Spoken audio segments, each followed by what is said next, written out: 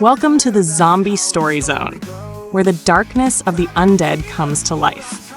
In this place, terror walks the earth, and every shadow hides something waiting to devour you.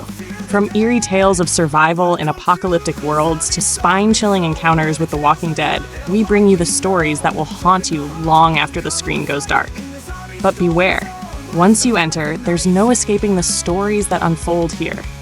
The dead are always lurking, and they're hungry for more than just your attention. So, if you dare, hit that like button, subscribe to our channel, and press the bell icon to stay updated on our latest horrors. Don't forget to share these stories with your friends and let them feel the fear too. We want to hear from you. Your thoughts, your ideas. Tell us what you love, and let us know how we can make the Zombie Story Zone even more terrifying.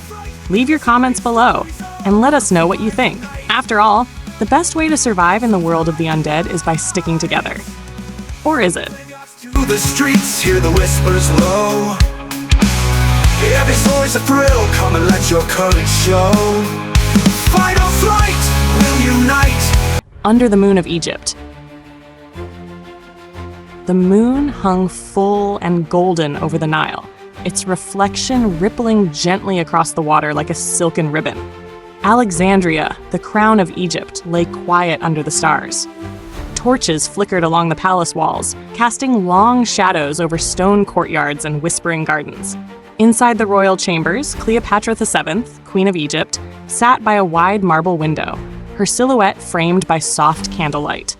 She wore a gown of deep gold that caught the light with every breath she took. Her dark hair was braided with strands of pearls, and her wrists were wrapped in serpents of emerald and silver. She was young, barely 30, but the weight of centuries rested on her shoulders.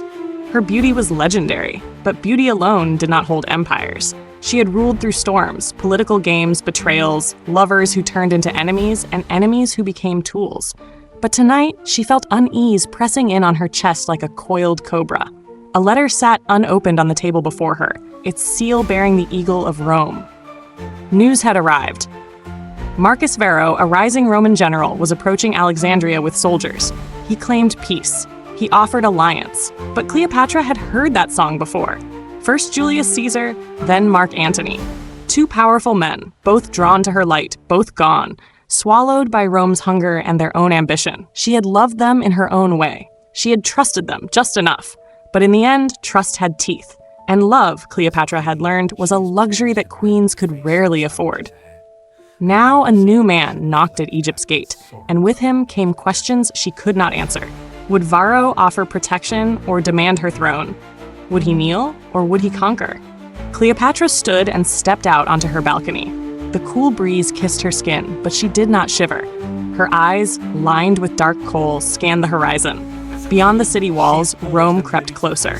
But within her palace, beneath its very foundation, Cleopatra held a secret more powerful than armies. And if Rome dared to threaten her crown again, she was prepared to wake the dead. As a queen, she is poised and ready to face the challenges ahead. Chapter 1. The Stranger from Rome. The streets of Alexandria buzzed with excitement as news of the Roman general's arrival spread like fire. Children ran through the market squares shouting, "The Eagle of Rome is coming!" Merchants decorated their stalls with silk banners. Nobles whispered behind fans, eager to see what kind of man dared walk into Egypt bearing Caesar's shadow. But high above, in the palace built of ivory and gold, Cleopatra did not celebrate. She stood behind a sheer curtain, watching from a carved balcony as the Roman soldiers entered the city in formation. Their shields gleamed in the sunlight. Their red cloaks flowed behind them like blood. At their front rode Marcus Varro, tall, proud, his eyes dark with ambition. He wore polished armor and a blue cape pinned with a golden lion. He dismounted at the palace gates and looked up. His gaze met hers. Without hesitation, he removed his helmet and bowed deeply. "Queen Cleopatra," he called, his voice rich and steady. "Rome sends respect to the Pearl of the Nile." Cleopatra didn't move. She studied him in silence. "Respect," she murmured to her servant Iset beside her. "That's what they always say, right before they take." Later that evening, a feast was held in the grand hall. Marble columns rose like trees toward the ceiling painted with stars. Musicians played soft lyres and drums as guests sipped honeyed wine from gold cups. Cleopatra entered slowly, every step echoing. The crowd hushed. She wore a dress of crimson silk that clung to her body like fire. Her golden crown shimmered under the torchlight. 1,000 eyes watched her, but hers found only one, Varro. He stood as she approached. "My queen," he said, "the stories do not do you justice." Cleopatra smiled. "Stories are like mirrors. They reflect what the storyteller wishes to see." He offered his arm. She took it. As they sat together, Varro leaned closer. "I bring friendship from Rome. You are alone now, are you not? No Caesar, no Antony." "And yet," Cleopatra replied, sipping her wine, "I am still on the throne." Varro chuckled. "For now." Her smile sharpened. "Do not mistake beauty for weakness, General," she whispered. "You may find Egypt more dangerous than it seems." He raised his cup in a toast. To beauty and danger. And under the golden ceiling, as dancers twirled and shadows flickered, Cleopatra watched him closely. Rome had sent a man with charm and steel, but charm could be broken, and steel could rust.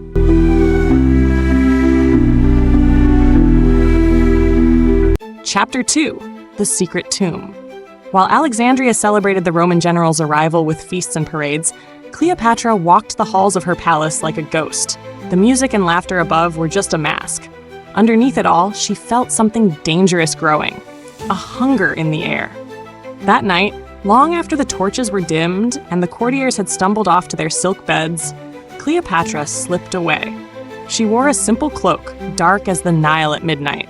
2 trusted guards followed her in silence, their footsteps quiet on the marble floor. They passed under the palace, down a hidden stairway known only to the queen.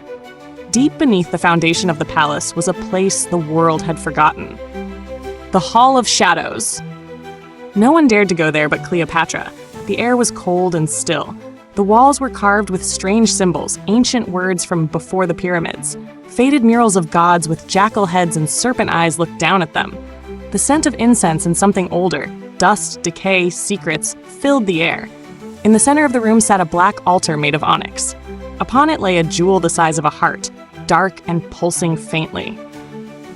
The Heart of Anubis. Legend said it was created by the priests of the old gods, those who could speak to the dead and command them to rise. The jewel held the power of the underworld, the very breath of death itself. Cleopatra approached it slowly, her steps cautious. "I never wanted to use you," she whispered to the stone. "But Rome doesn't stop. They take everything.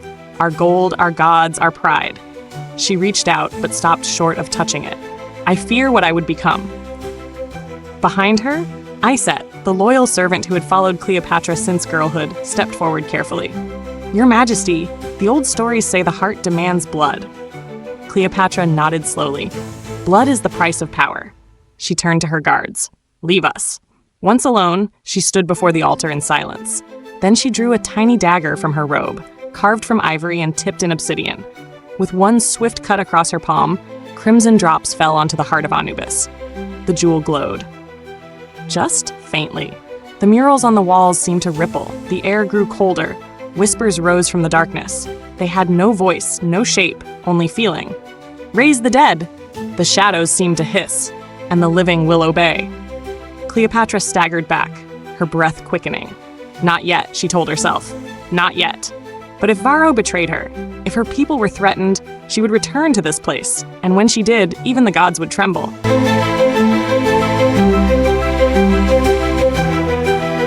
Chapter 3: A Sister's Return. The sun rose hot and golden over Alexandria the next morning, but Cleopatra felt a chill in her bones. She stood on the palace balcony, watching the harbor from a distance. Seagulls screamed overhead. A large ship bearing Roman sails had docked silently in the night. Its figurehead, a winged lion, bore no name, but Cleopatra knew the scent of betrayal before it spoke. In the throne room, servants hurried to light incense and polish the black marble floor. The air was thick with tension, but no one dared speak. Then the great bronze doors opened. Cleopatra sat still on her throne, tall and regal, as the guards stepped aside. A woman entered. She was dressed in red and gold armor, her dark hair twisted into braids like a crown, her chin lifted with pride. Though years had passed, Cleopatra recognized her instantly. Arsinoe, her younger sister, her rival, her enemy. The last time they had stood face to face, Cleopatra had spared Arsinoe's life, barely. After Arsinoe tried to claim the throne during the war with Caesar, Cleopatra had sent her into exile. Rome had taken her in like a viper fed on milk. And now she had returned, with Romans at her back. Cleopatra's eyes narrowed. The dead returned to Egypt, it seems. Arsinoe bowed, just slightly. "Sister, you look well." Cleopatra's voice was calm but sharp. "I had hoped you drowned in the Tiber." Arsinoe smiled sweetly. "I sailed back on dreams of peace." From behind her stepped Marcus Varro. Cleopatra didn't flinch, but her heart hardened. So this was their game. The Roman general and the exiled princess, together. They bowed like allies. But she saw the truth behind their eyes. "Egypt is not yours to bargain for," Cleopatra said. "Not with armor, not with Roman lies." "I come not as a conqueror," Arsinoe said, stepping forward, "but as blood. I am a daughter of Egypt too. We can rule together." Cleopatra stood. Her presence filled the room like a rising storm. "This throne," she said coldly, "was not built for two." Varro stepped between them, his voice smooth. "Let us speak as allies, not enemies. Rome wants peace. Egypt does not need another war of sisters." Cleopatra turned to him, smiling thinly. "Then tell Rome to keep its lost princess. Egypt needs only one queen." She turned her back on them both, but inside, her fury boiled. She walked quickly through the palace halls, servants parting before her like waves. In the garden, she stopped beneath a statue of Isis, her mother goddess. Aset appeared beside her, quiet as always. "They mean to take it all," Cleopatra whispered. "They smile with poison in their teeth," Iset said softly. Cleopatra's fingers clenched. "I should have killed her when I had the chance." Iset did not answer. The wind rustled the leaves. At that moment, Cleopatra knew. Words would not be enough. Politics would not be enough. If they wanted war, she would give them something far worse.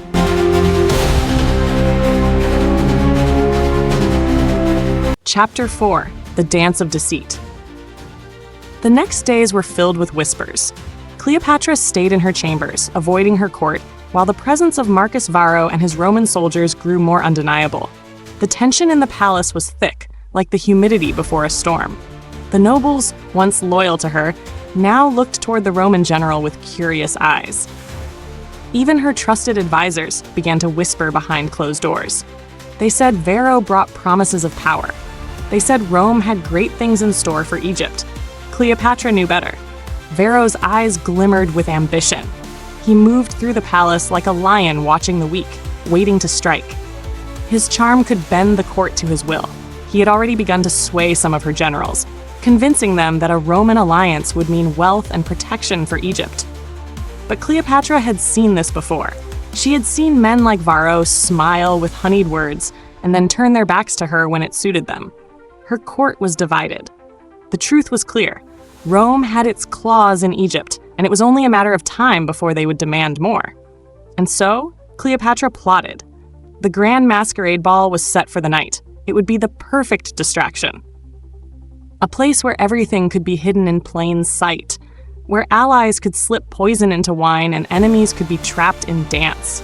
Cleopatra stood before her mirror, her long, dark hair falling in waves down her back. Her dress was a deep sapphire, like the Nile at midnight, shimmering with the glow of moonlight. She wore her jewels, diamonds, emeralds, rubies, all as sharp and brilliant as her mind.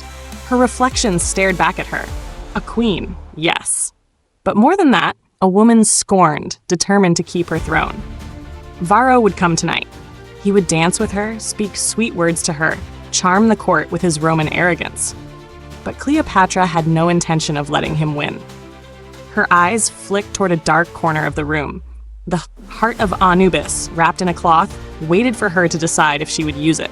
She had already made her choice. The ball was as grand as expected. Hundreds of guests filled the palace with laughter, music, and the clink of wine glasses. The sound of flutes and tambourines filled the air, and dancers moved in a whirl of vibrant colors, their faces hidden behind golden masks. Cleopatra entered the ballroom last, and when she did, all eyes turned to her. She walked slowly, deliberately, each step an echo of the power she carried. Varro stood near the center of the room, his strong frame in stark contrast to the delicate silks and jewels of the other men. His eyes immediately found hers, and his smile grew. "My queen," he said as he bowed, "you outshine even the stars tonight." Cleopatra smiled, but her gaze did not waver. "You flatter me, General," she said, taking his arm. "But tonight, we dance as equals." He led her to the center of the ballroom, and as they twirled in a slow waltz, their bodies moving in perfect harmony, Cleopatra noticed something. Arsinoe. She stood across the room, watching them with an unreadable expression. Her eyes flicked to Varro, then back to Cleopatra. It was a subtle glance, but one filled with meaning. Varro had been spending more time with Arsinoe lately. Cleopatra felt her jaw tighten. Was this alliance a mere game to him? Did he truly care for her, or was she simply another piece in his Roman puzzle? But she did not let her thoughts show. Instead, she turned her attention back to Varro, smiling sweetly. "You dance well," she said softly, her lips brushing against his ear. "Your grace is unmatched, my queen," he replied, his voice low and sincere. Cleopatra's smile faltered just for a moment. She knew better than to trust his words. They were too smooth, too rehearsed. But she played the game, as she always did. The music swirled around them, the guests laughing, unaware of the undercurrents of power and deception that danced just beneath the surface. As the night wore on, Cleopatra's mind raced. She could feel the plot twisting tighter around her, tightening like a noose. Arsinoe had returned with more than just an army. She had returned with something more dangerous, Varro's heart. Cleopatra watched them both from the corner of her eye. They exchanged words, laughter. Varro's touch lingered on Arsinoe's arm for a second too long. Cleopatra's heart hardened. Tonight, she would decide what came next. For her kingdom. For her throne. For herself.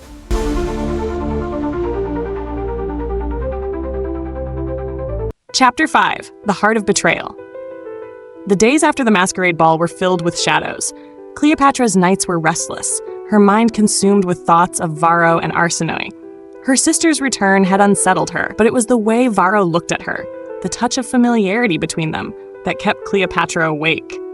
She had always been able to read people, and now she saw the cracks in Varro's smile, the way his gaze lingered a little too long when he spoke to Arsinoe. It was a silent declaration, one she could no longer ignore. The throne room was quiet as Cleopatra entered, her footsteps echoing in the marble halls.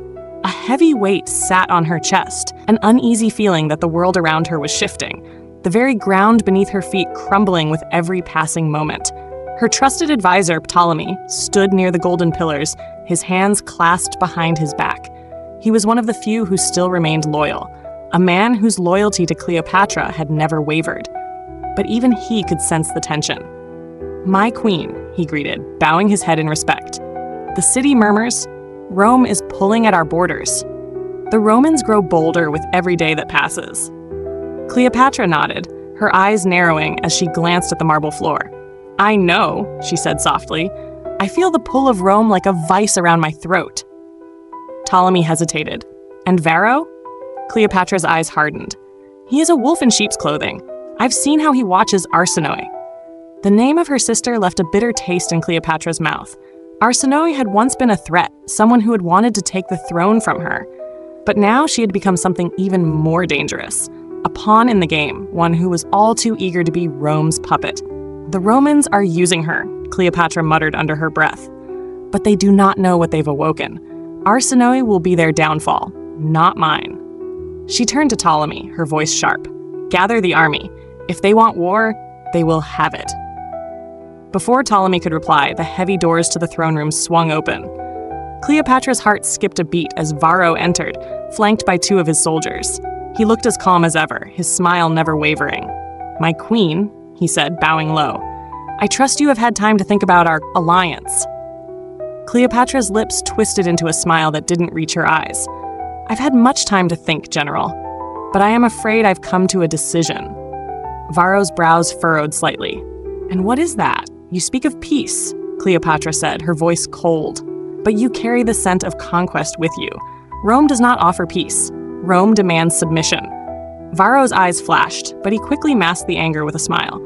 "I assure you, Cleopatra, Rome only seeks to protect Egypt, with the right arrangement." Cleopatra stood slowly, her posture regal. "Protection, you say? From what? From me? From my own people?" Varro took a step forward, his expression softening. "You misunderstand, my queen. I do not wish to replace you. I wish to elevate you." Together, Egypt and Rome could rule the world. Cleopatra's eyes darkened. Together? She repeated, the word like a dagger. You and Arsinoe, you mean? Varro froze for a moment, his smile faltering. He knew the trap was closing. He had underestimated Cleopatra's sharpness, her ability to see through every facade. My sister is not your ally, Cleopatra said, her voice low and dangerous. She is a fool, a pawn in your game. I assure you, Varro began, but Cleopatra raised a hand, silencing him. I do not need your assurances, she said, her voice growing stronger. What you want, General, is not an alliance with me. You want control, and you think you can take it from me through her. Varro's face reddened. You are mistaken. Cleopatra smiled, but it was a cruel smile, one filled with venom.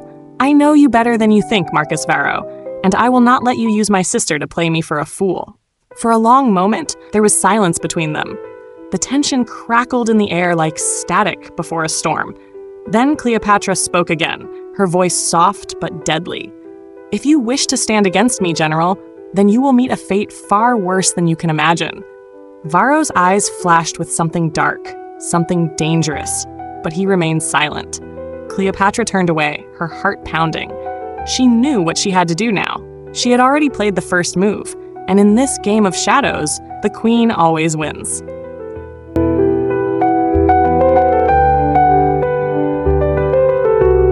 Chapter 6: The Price of Power. Cleopatra sat alone in her chambers, the walls closing in around her like the tightening grip of an inevitable storm. The once bright and lively palace now seemed oppressive, its marble columns looming like silent witnesses to her solitude. She had always been a queen surrounded by advisors, warriors, and sycophants, but tonight she was alone with her thoughts and her fear. The betrayal she had felt in the depths of her heart was no longer a whisper, a fleeting doubt. It had become a loud and undeniable truth. Varro, the man she had once trusted, the man who had promised to protect Egypt from the clutches of Rome, had betrayed her. He had been playing his own game from the very beginning, and now the weight of that realization crushed her chest like an iron fist.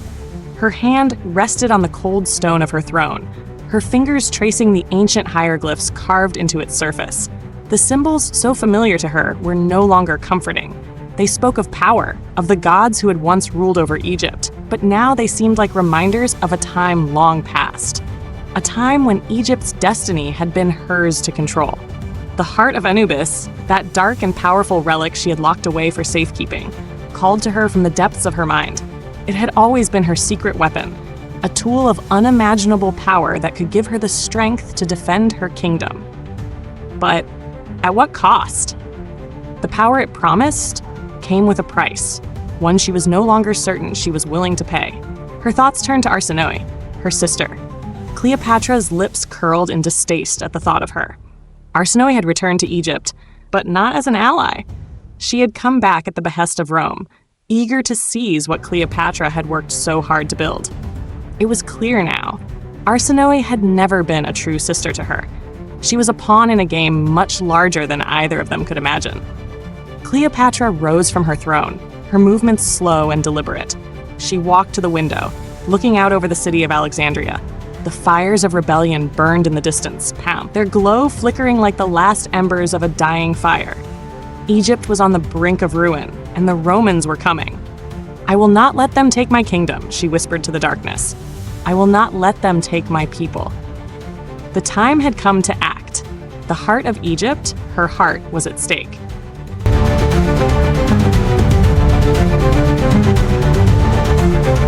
Chapter 7: The Fall of the Queen. The Queen. Cleopatra stood at the edge of her balcony, watching the flames from the distant city light up the horizon. The once vibrant streets of Alexandria were now cloaked in darkness, and the smell of smoke hung thick in the air. The Romans had pushed deeper into Egypt, at their shadows casting long, cold fingers across the land. Her heart ached, but she knew this moment would come. The throne had never been hers to keep forever. Power, like sand in the wind, always slipped through the fingers of those who grasped too tightly. But Cleopatra had not ruled for so long by bending to the whims of fate. Her advisors had told her to flee. Go south, my queen, they had urged. Take the sacred treasures, leave this city before Rome arrives. They will show no mercy. But Cleopatra had no intention of running. She was a queen of Egypt, the last of the Ptolemies, and her blood was the Nile itself. She would fight, even if it meant the death of her. The doors to her chambers opened quietly. Iset entered, her eyes full of concern, but masked with loyalty. "Your Majesty," she said softly, "we have prepared the secret passageways. The soldiers are ready." Cleopatra turned, meeting Iset's gaze. "You think I should run?" Iset shook her head, eyes filled with unshed tears. "I think you should fight. But I cannot protect you alone. The time to choose is now." Cleopatra walked toward the ancient stone wall, where the carvings of her ancestors stood immortal. She placed her hand on the stone. The old magic of Egypt stirred beneath her touch, the secrets of the gods whispering in the silence. "I will not leave my people," Cleopatra said. "Rome thinks it can take everything from me, but they do not know the strength of Egypt's heart." The winds outside howled, and the walls of the palace trembled. Cleopatra had made her choice. It was time to awaken the power that had always been within her.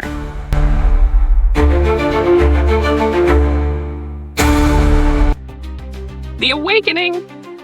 Cleopatra stood in the heart of the palace, surrounded by the echoes of ancient power. The winds outside howled with increasing intensity, as if the very earth was shaking under the weight of destiny. The time had come. She closed her eyes and took a deep breath, feeling the pulse of Egypt beneath her feet. The old magic stirred in her blood, magic that had run through the veins of her ancestors for centuries, magic whispered about in the forgotten temples and hidden in the tombs that lined the banks of the Nile. She was no mere queen. She was the living embodiment of Egypt's ancient gods.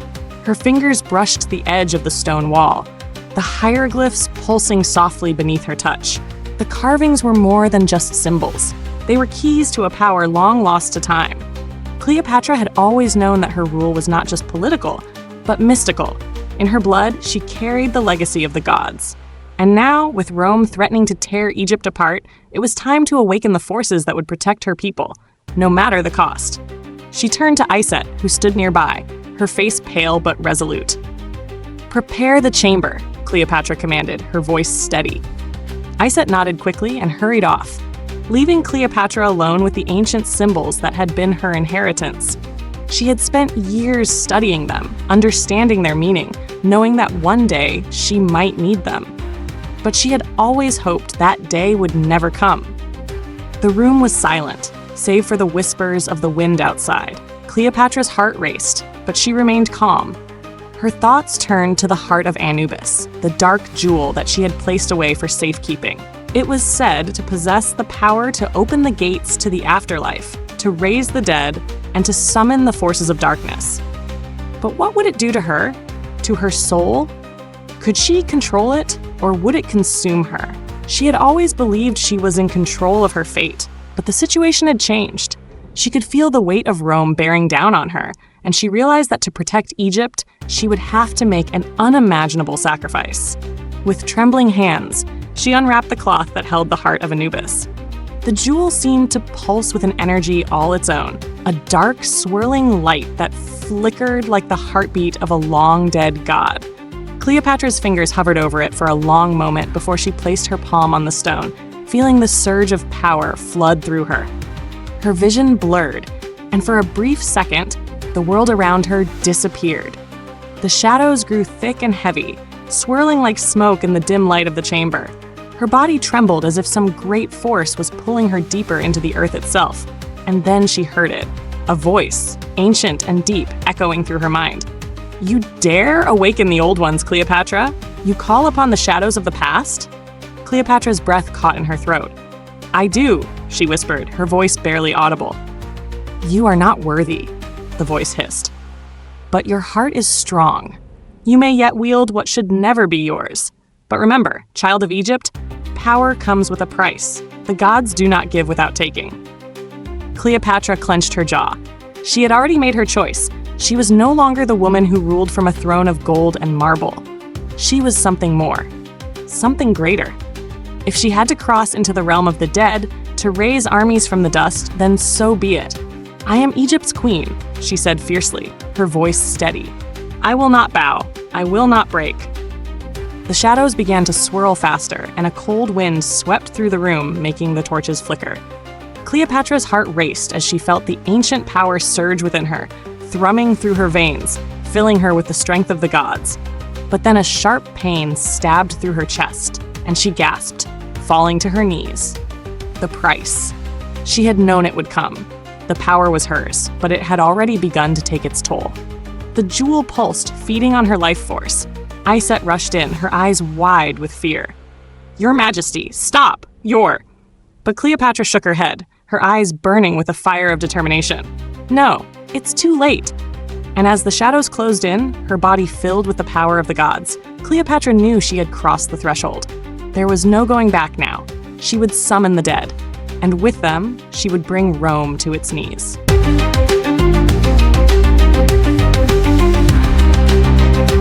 Epilogue: The Echo of Shadows. The sun had long since set over Egypt, its golden light swallowed by the horizon. The palace stood silent, its once grand halls now cold and empty.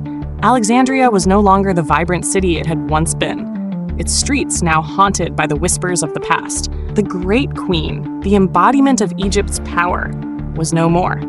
Cleopatra's reign had ended in shadows, in blood, and in the cost of a kingdom's soul. From the shores of the Nile, the echoes of her name still carried on the wind, but they were no longer filled with reverence. The people spoke in hushed tones, as if afraid that the very mention of her name would summon the darkness she had unleashed. The Romans had left Egypt in their wake, their legions marching across the land, but they had not claimed what they thought they had. Egypt had changed. The power that Cleopatra had once wielded, the ancient magic she had unlocked, lingered in the earth, in the air, in the very heart of the land. No foreign empire could tame it, not even Rome. In the hidden chamber beneath the palace, where the heart of Anubis rested, the jewel still pulsed faintly in the dark, its power waiting, dormant, like a sleeping beast. It was said that Cleopatra's spirit now lingered there, bound to the forces she had invoked in her final moments.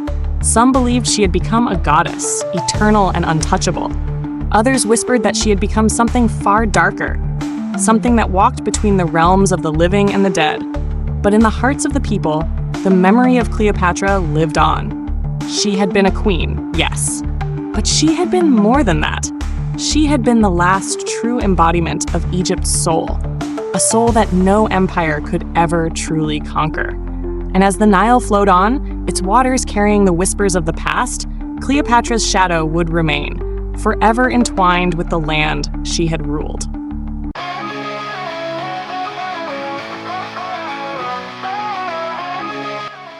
And there it is, the end of another dark journey through time.